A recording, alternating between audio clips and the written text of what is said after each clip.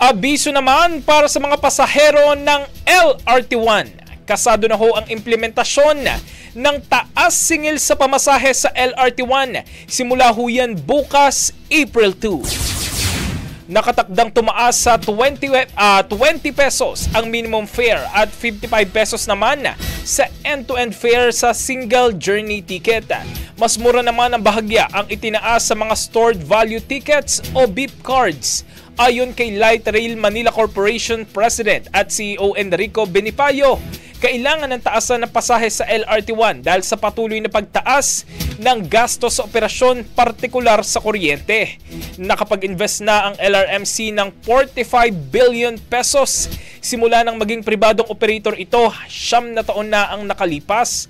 Ang pagtaas ng pasahe ay makakatulong sa pagpapanatili ng maayos at epesyenteng serbisyo ng LRT1 para sa mga commuters.